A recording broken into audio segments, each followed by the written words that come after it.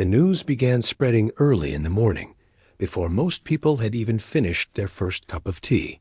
First it appeared on a local radio update, then on a small news channel, and by midday, every phone in the city seemed to be buzzing with the same message. 40,000 war refugees were being moved to the region. They had escaped heavy fighting in a nearby area and were now being transported by the government for safety. The officials did not give many details, only that the refugees would arrive within a few days and that large temporary camps were being prepared for them. At first, people did not know how to react. Some stared silently at their screens, not sure whether to feel worried or sad. Others rushed to social media, asking questions, sharing rumors, or expressing fear. The word 40,000 felt enormous, like a wave too big to handle. Some wondered if the city even had enough supplies. Others pictured overcrowded hospitals, long queues at shops, and pressure on the already stretched resources. The uncertainty made everything feel heavier, that government officers tried to give reassurance. But even their faces looked tense in interviews. They explained that big tents were being built on an open ground at the edge of the city. They planned to arrange temporary bathrooms, water supply, and medical teams. But their tone made it clear they were preparing for a difficult and chaotic situation. Everyone expected the arrival to be rough, with tired families, crying children, and stressed officials scrambling to organize things. Local reporters added to the pressure.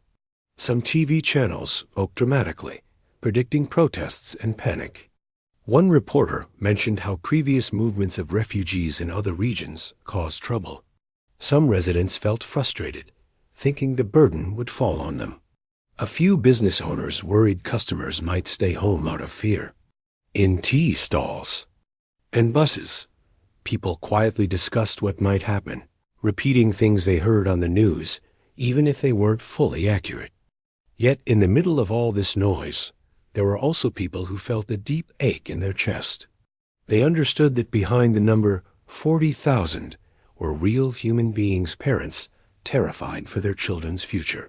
Old people who had lost everything, and young kids who probably didn't even understand what was happening. The thought of so many lives suddenly displaced made several residents pause and think differently. Among these residents was a man named Arif. He wasn't a politician or someone important in the city. He worked with a small volunteer group that often helped during floods or winter food drives. When he heard the news, he didn't feel panic. Instead, he felt an uncomfortable heaviness. He imagined the long road those families had traveled, the fear they must have carried, and the uncertainty that must be following them like a shadow. He remembered how once, during a winter storm, his volunteer team helped a stranded family. The memory reminded him how small acts of kindness could make huge differences. As the day went on, the city became louder. Shops stayed open, but every cashier, every customer, every rickshaw driver seemed distracted. People kept checking their phones, watching updates. A few even gathered outside the main government office, hoping for clarity. But the truth was, the officials were preparing as fast as they could, and no one really knew how the situation would unfold. Rumors started mixing with facts. Someone claimed the refugees were already on the way. Someone else said they would come next week. One message circulated online saying there might be shortages in the market. A few residents rushed to buy extra rice and flour, just in case, which led to small lines outside some stores. But soon, other people laughed it off, saying panic buying made no sense. It became clear that everyone was processing the news in their own way. By afternoon, the open ground where the camps were being built looked like a construction zone. Workers hammered poles, attached tarps, and set up water tanks. Trucks unloaded rolls of canvas and piles of blankets. Policemen stood nearby, guiding traffic, while a medical team inspected the site. The sun was hot, but the tension in the air felt even hotter. Across the city, stories began emerging of people who had once been refugees themselves years ago, in different conflicts, different regions. They shared their experiences online, talking about how difficult it was to start life again, how kindness from strangers had kept them going. Their posts slowly started gaining attention, reminding people that those arriving were not invaders, but individuals who had lost their homes. Arif spent the afternoon with his volunteer group. They sat in a small community center, drinking tea from plastic cups, discussing what could be done. Some volunteers felt unsure after all. 40,000 was a huge number. How much could a small group help? But Arif encouraged them to stay calm and take things step by step. Even small help, he said, could bring comfort to someone who had nothing left.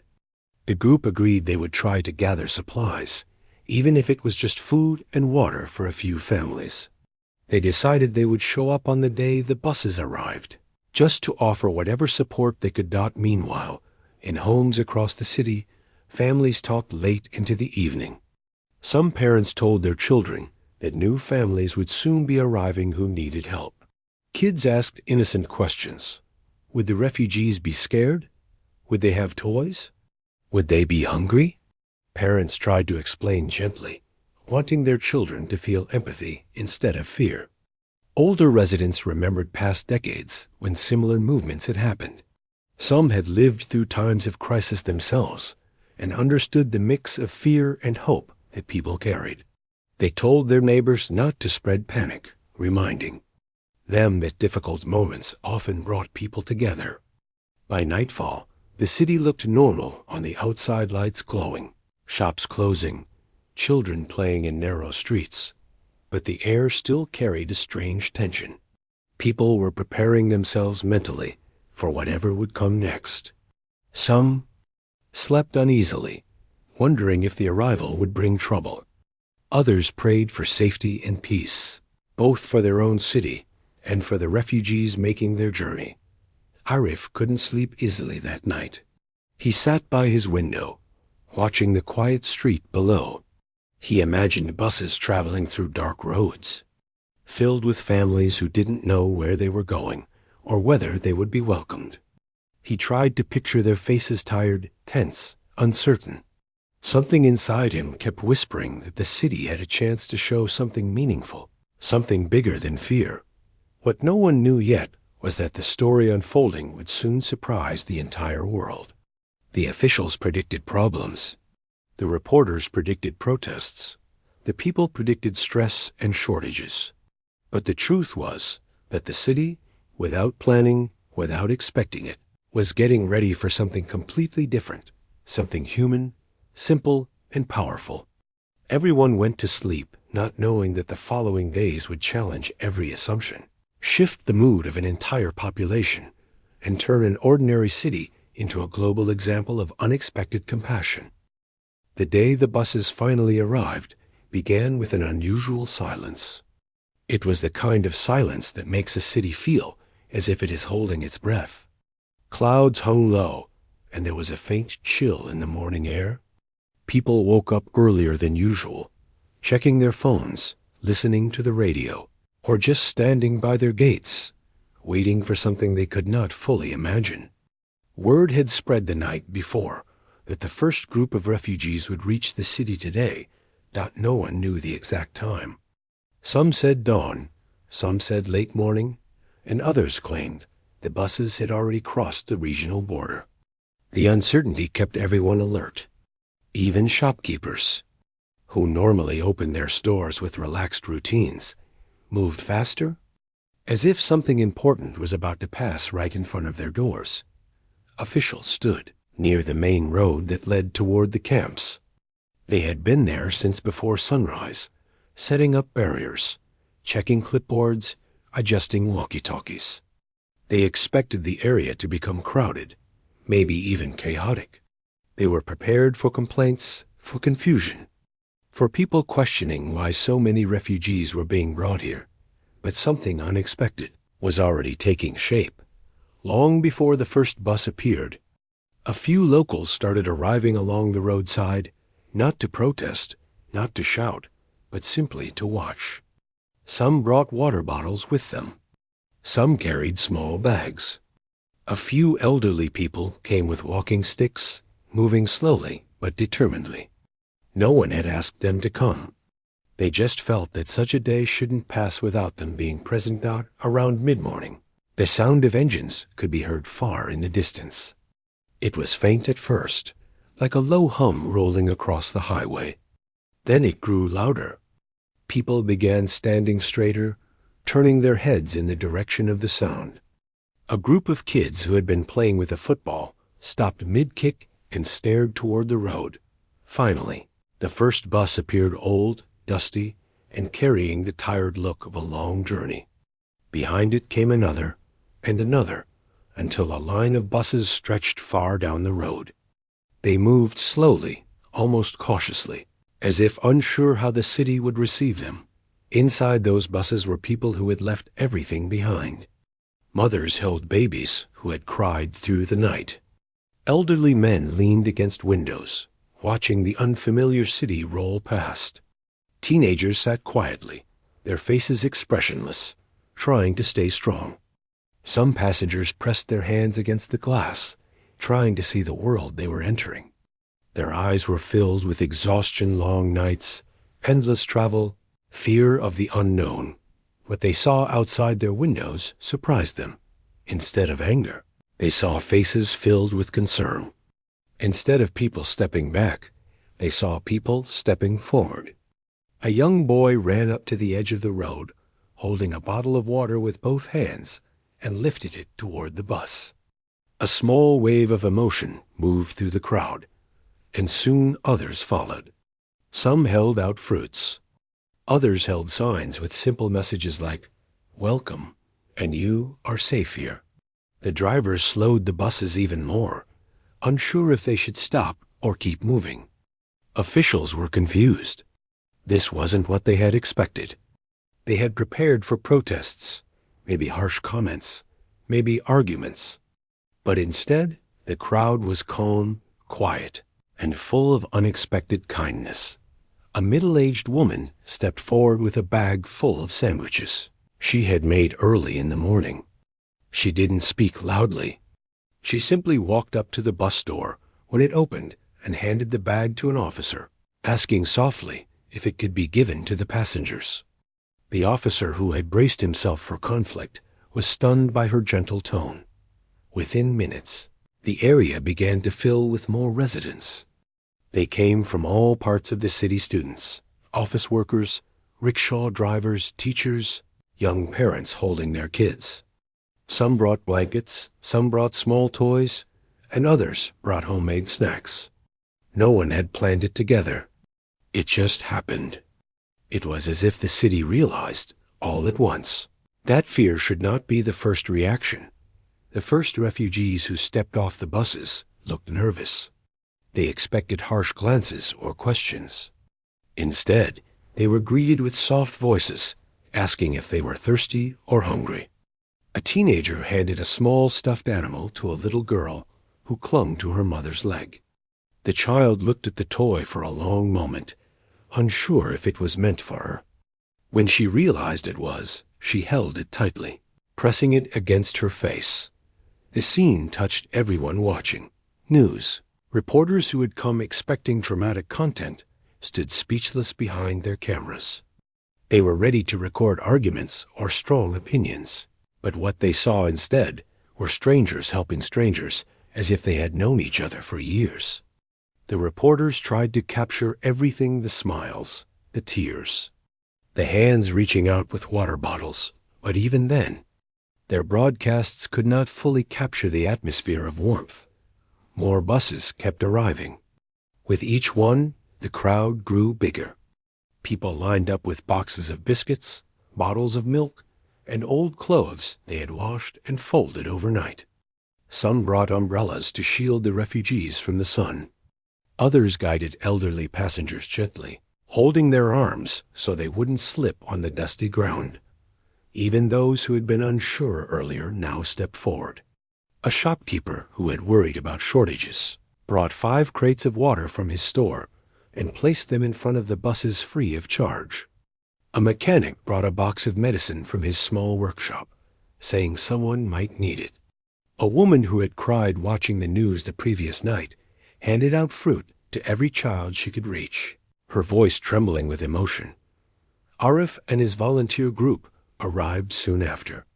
They had expected to be among only a few helpers, but when they saw the crowd, they were moved. They quickly organized themselves, some distributing water, others checking with officials to see which families needed immediate help. They didn't need to motivate anyone. People were already helping without being asked.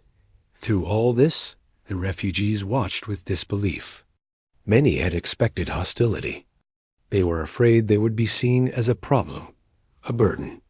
But what they were receiving was the opposite. Some of the older refugees cried quietly, wiping their faces with trembling hands.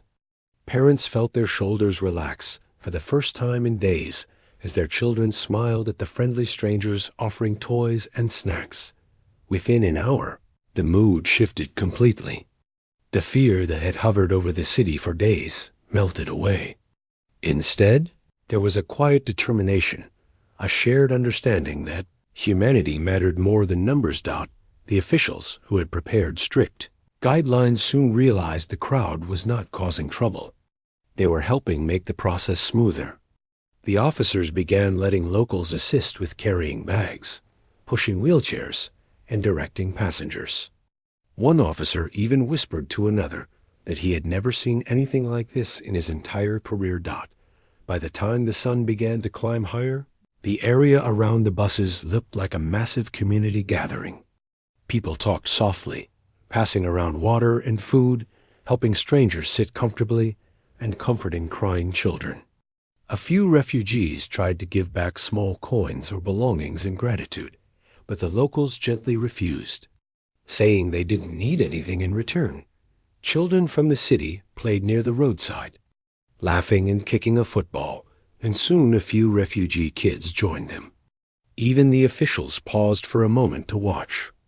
It was a simple sight, but it carried so much hope that the arrival that everyone feared would bring chaos brought something entirely different, a collective kindness that not even the residents themselves had expected. The city, without being told, without being prepared, had decided to welcome instead of fear. The day was far from over, and many challenges still lay ahead. But one thing had become clear. Something powerful had started. Something that would soon be noticed far beyond the city's borders. The camps that the government had built were supposed to fill up quickly. They had prepared rows of large tents, cooking areas, water points, and portable bathrooms.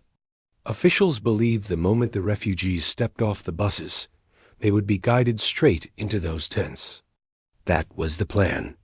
But by the time the sun was high and more buses arrived, it became clear that the plan was no longer controlling the situation. Something very different was unfolding. Something no one had expected. Families from the city had gathered near the arrival point in even bigger numbers than in the morning. People were not just bringing water and food now. They had started bringing blankets, bedding, and even extra floor mats from their homes. Some had brought baby clothes that their own children had outgrown, washed and neatly folded. Others came with bags of fresh bread from local bakeries. What surprised the officials even more was that people were coming forward asking to take refugee families home with them. It began with a small, soft-spoken man who walked up to an officer and said that he had a spare room he wasn't using. He asked if there was a small family that didn't want to stay in a tent. The officer, unsure how to react, told him to wait. But before he could even find a supervisor, 3 more residents came with similar offers.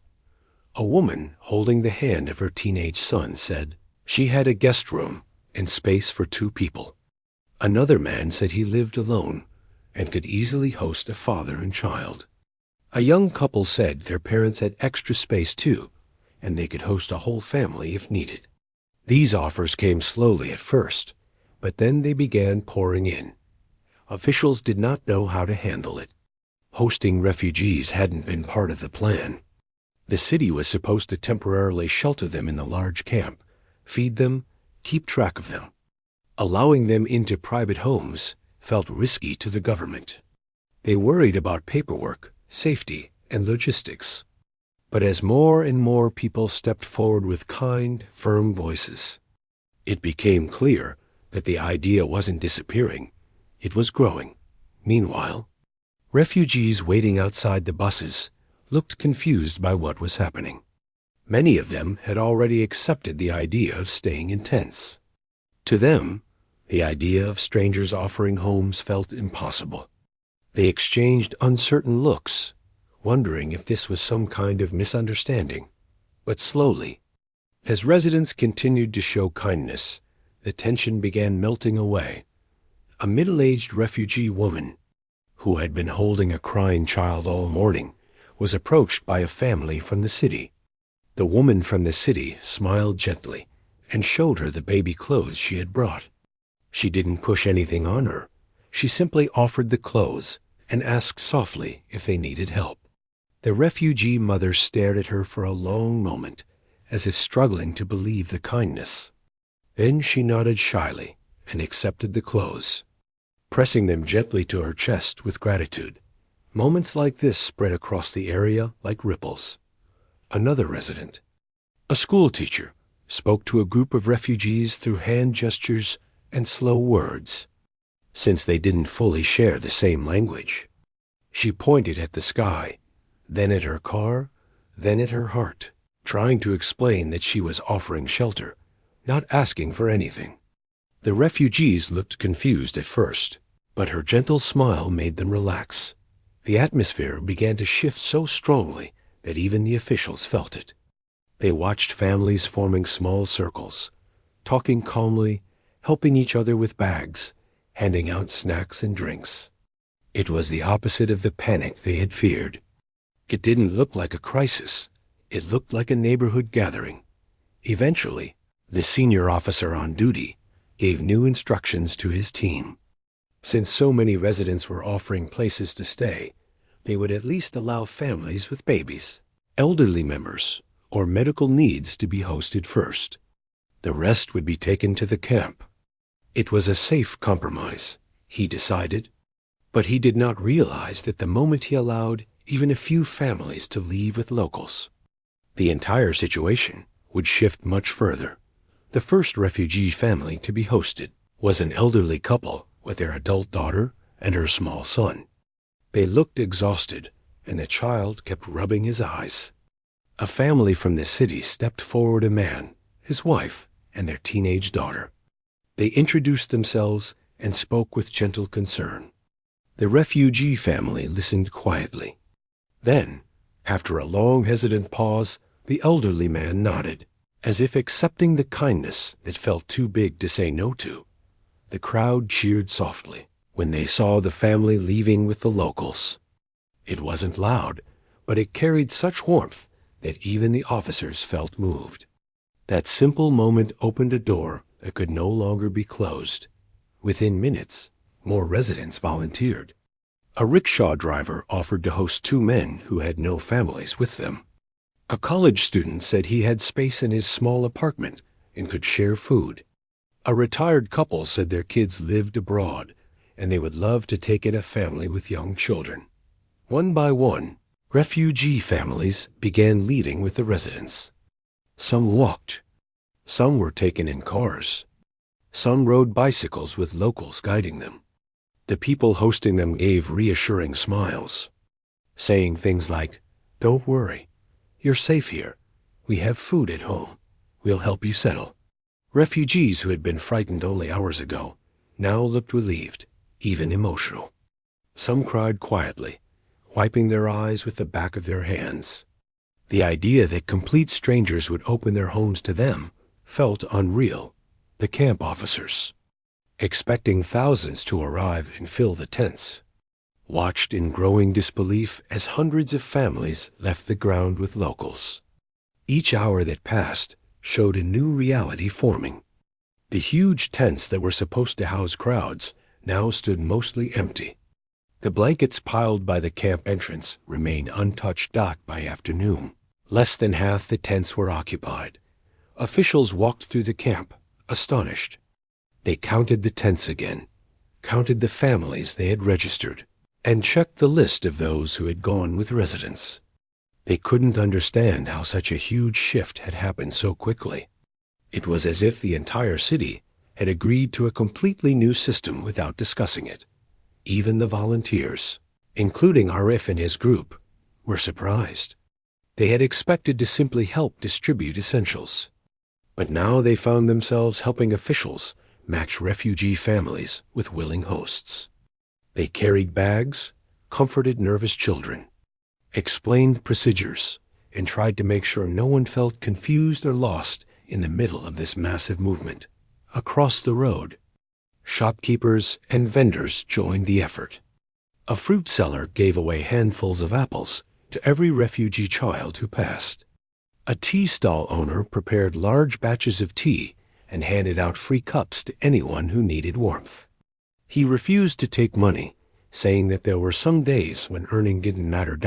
As evening approached, the sun turned the sky orange, and a soft glow spread across the camp. The crowd began to thin as more refugees left with their host families. Only those who truly had nowhere to go stayed in the tents. But even the tents felt less heavy. Residents who lived nearby came by to offer lanterns, extra blankets, and warm meals. Volunteers prepared a list of things still needed and promised to return the next day. It no longer felt like a camp for displaced people. It felt like a neighborhood temporary gathering area. The senior officer stood at the entrance, watching people walk away together, locals and refugees side by side. He had spent decades in service and had seen many crises, but he had never witnessed anything like this.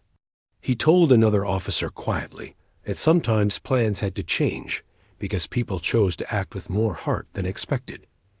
Arif stood nearby, looking at the emptying tents. He felt humbled. He had hoped the city would show kindness, but what he saw today was far beyond anything he imagined. He felt grateful for the courage of the refugees, grateful for the generosity of the residents, and grateful for the way fear had been replaced by something much better. As the sky darkened and the final buses were unloaded, the city settled into a calm, warm rhythm. Lights switched on in houses across neighborhoods, glowing softly like a promise of safety. Inside those homes, refugees sat quietly, drinking tea offered by their hosts, listening to gentle words, and slowly beginning to feel human again after days of fear. What had started as a day of uncertainty had turned into a moment the city would remember for years. Without a plan, without meetings, without instructions, people had chosen to open their doors, and in doing so, they had rewritten the entire story. The days that followed the refugees' arrival felt almost unreal. What had begun as a tense morning filled with fear and confusion slowly turned into something gentle and hopeful. The city that once worried about how it would manage so many displaced families now found itself surrounded by stories of kindness, happening every hour, in every street, in every home that had opened its doors. On the first full morning after the arrivals, the city woke to a quiet that felt different from usual. It wasn't the cold silence of fear or uncertainty. It was a warm, peaceful feeling, like everyone was sharing a deep breath together. Many refugees had slept in soft beds for the first time in weeks. Many children had fallen asleep with full stomachs and toys in their hands. Many elderly refugees had slept without worrying whether the next day would bring danger. The hosts, too, experienced something new. They had guests in their homes, people they had met only a day before, people who had escaped terrible conditions, people who carried heartbreak but still showed strength. Some hosts woke early and prepared tea, unsure if their guests would feel shy or comfortable. Others quietly cooked breakfast, remembering how they used to feed their own children or visiting relatives. In one home, A refugee mother carried her crying baby to the kitchen, apologizing softly, thinking she was troubling her hosts. But the woman of the house smiled warmly and said she didn't mind at all. She gently took the baby for a moment, rocking the child while the mother took a breath. That small act made the mother tear up. She wasn't used to being shown kindness by strangers.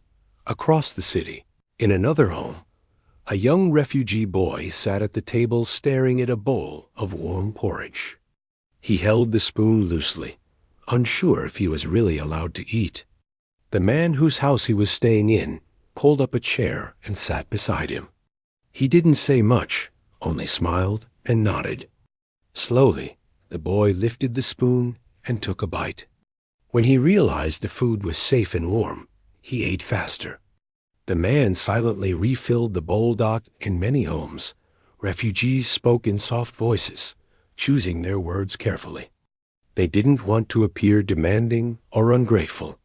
They were still adjusting to this new place, this city that had welcomed them in a way none of them expected. But something beautiful was happening. The residents did not treat the refugees like guests who had to be careful.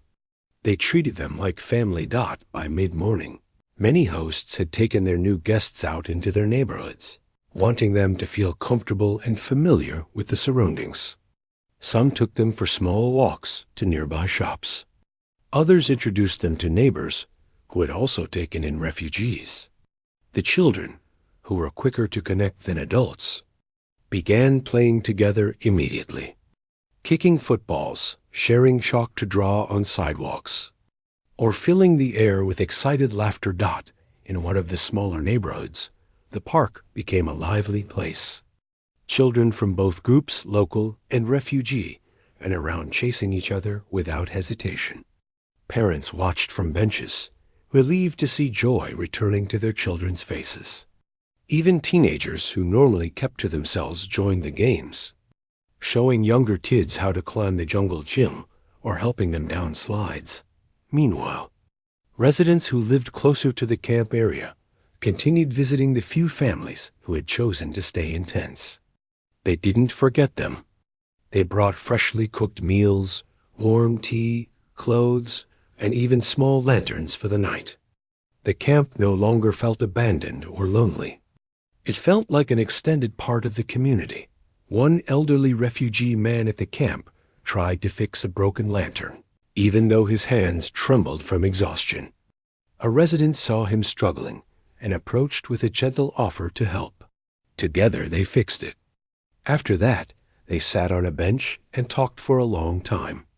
They didn't share the same language fully, but still managed to understand each other through gestures and smiles. By the end of the conversation, they had formed a quiet connection, something beyond words. As more residents visited the camp, the officers assigned to oversee the area began to relax. They had expected arguments, long queues, and complaints. Instead, they found themselves watching scenes that warmed their hearts. Children played on the grass. Groups of women sat together preparing meals. Men from the city helped set up small stoves or clean the area. Volunteers carried boxes of supplies and sorted donations. It no longer resembled a camp from a crisis. It looked like a temporary village full of life and hope. One afternoon, Arif and his volunteer group returned to check on the families they had helped the day before. As they walked through the area, they noticed a few refugee men working to repair a damaged section of fencing. They had taken the initiative themselves, wanting to contribute instead of sitting idle. Arif's group joined them, and soon a small team formed, locals and refugees working side by side, laughing softly at mistakes and helping one another. It was a simple task, but it felt meaningful. It made everyone feel like equals. Later that day, a few residents organized a small gathering in an open ground near the camp. It wasn't a party, it was more like a casual get-together. They brought food from their homes, rice dishes, lentil soups, fresh bread, fruits, and tea in big steel kettles. Refugee families also contributed by making whatever little they could with the ingredients they had been given. When the food was placed together on long makeshift tables, it looked like a feast prepared by an entire community. People sat in groups, eating, talking, sharing stories. Some spoke about their childhoods. Some spoke about the places they came from. And some simply sat quietly, happy to be around others again. Children moved around freely, picking up food from different plates, offering snacks to one another, laughing about who could eat the most mango slices at one point.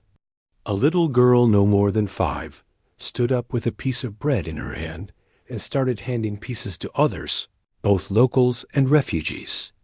No one had asked her to do it. She simply did it because she saw people sharing and wanted to take part. Everyone who received a piece smiled at her, and she giggled each time. Moments like these touched people deeply. They felt simple, but something powerful was happening beneath them. The city was no longer thinking in terms of us and them.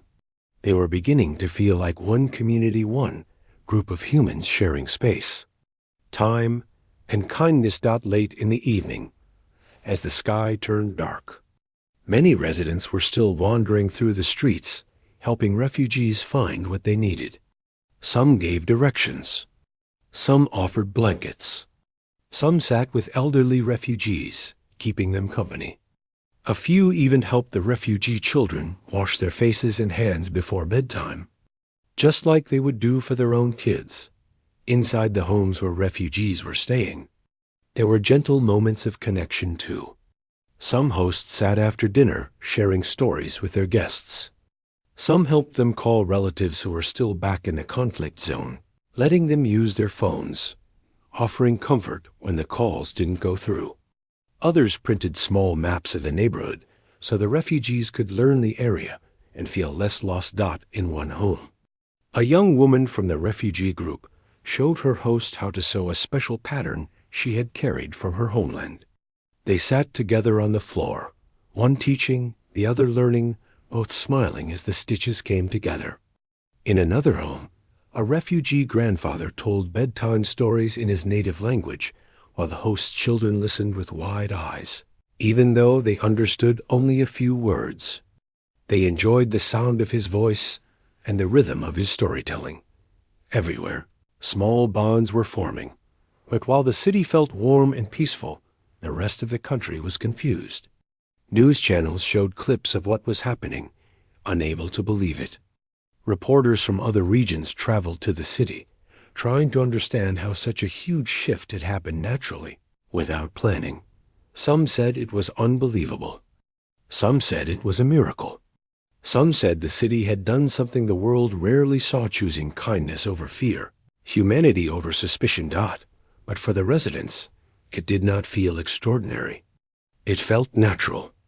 They simply saw people in need and responded with heart. As the fourth night approached, lights glowed in hundreds of homes where refugees now slept peacefully.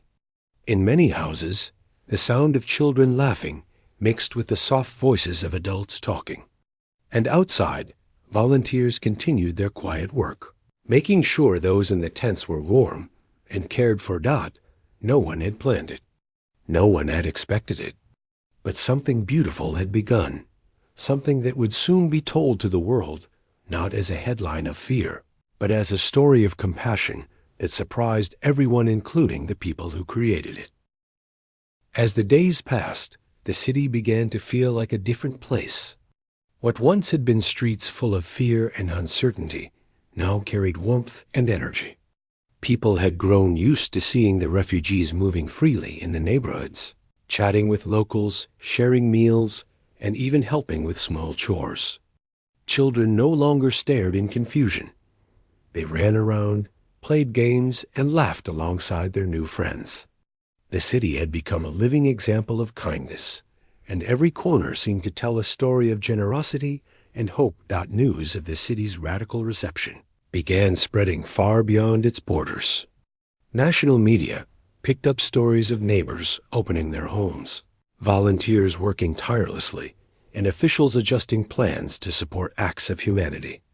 Social media filled with photographs of smiling children holding hands, elderly residents sharing tea with refugees, and makeshift games in parks that had sprung up spontaneously. People around the country, and even around the world, watched in disbelief. They could not imagine such compassion happening on this scale. Many wondered why other cities could not do the same. Within the city, residents had started organizing themselves in more structured ways. Volunteer groups created small committees to ensure that all refugee families had enough food, warm clothing, and medical attention. Some volunteers acted as guides, showing newcomers where to find schools, clinics, and stores. Others coordinated with locals to collect donations, making sure no one felt neglected. Every effort was small, but together they formed a system that ran smoothly without anyone feeling overwhelmed. Refugees, for their part, began contributing in their own ways. Some helped cook meals, others assisted with cleaning public areas, and a few even joined local shops or workshops temporarily to lend a hand. This partnership between the residents and the refugees slowly changed the atmosphere. It was no longer just people helping the displaced. It was a community learning to work together. The city felt alive with a shared purpose. And everyone, locals and newcomers alike, felt a sense of belonging. In one home, a young refugee girl taught her host family how to make a traditional dish from her homeland. The host family, who had never attempted it before, laughed as the girl guided them through the steps, showing how to mix ingredients properly. By the time the meal was ready, they all sat down together, proud of what they had created. It was a simple act, but it symbolized something much larger, the sharing of culture, the acceptance of differences, and the warmth of human connection. In another neighborhood, a group of teenagers from both the local population and the refugee families organized a small football match. It was chaotic, noisy, and filled with laughter. No one cared about who scored or who won. They only wanted to play together. When the match ended, they shared snacks brought by parents, talking about dreams, favorite foods, and the schools they attended. Even without perfect language, the games and smiles communicated more than words could.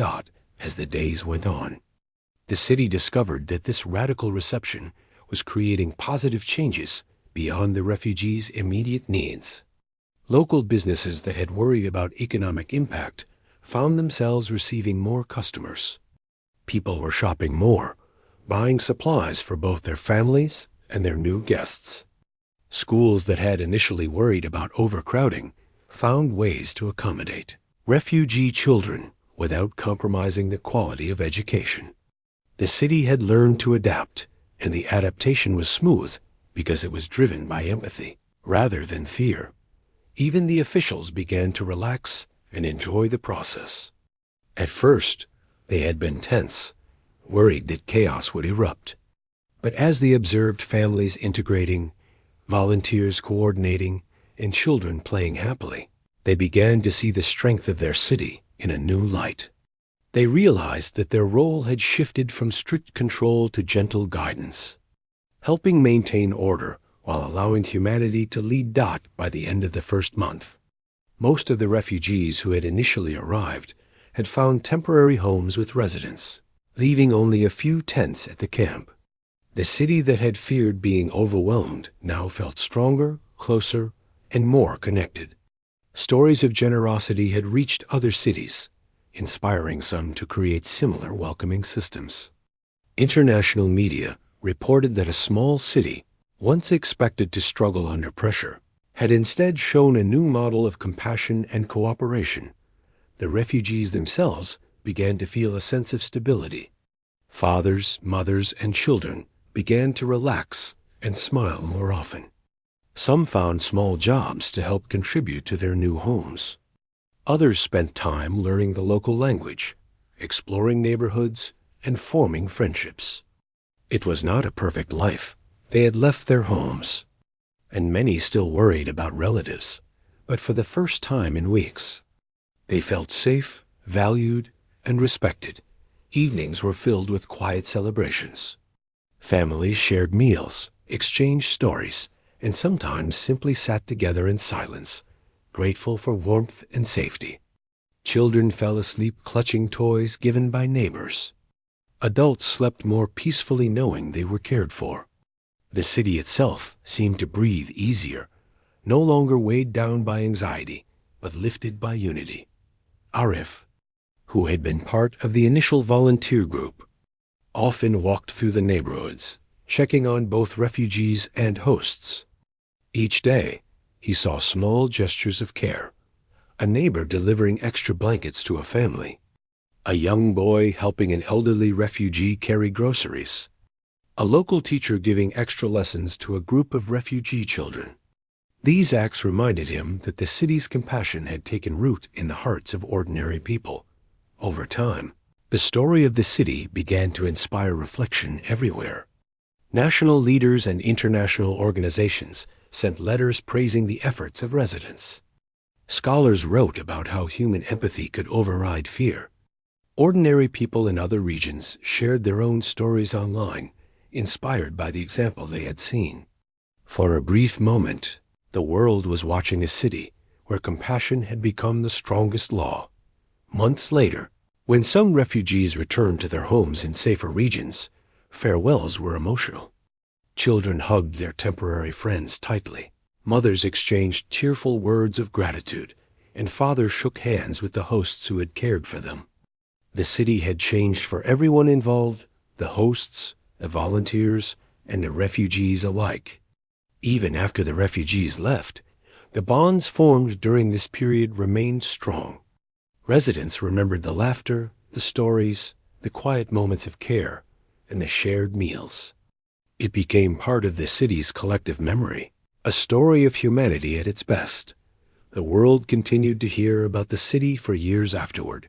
Many journalists returned to cover follow-up stories, showing how simple acts of kindness had ripple effects. Schools incorporated lessons about empathy, community, and resilience. Citizens continued volunteering and helping those in need whenever crises arose. Inspired by the radical reception that had once shocked the world, what started as fear and uncertainty had transformed into hope, cooperation, and genuine human connection. The city had not just accommodated refugees. It had embraced them.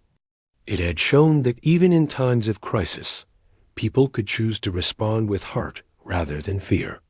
It had shown that humanity could be stronger than chaos. And it had left a lasting lesson that when strangers open their doors, their hearts, and their lives to those in need, the world can change, one act of kindness at a time.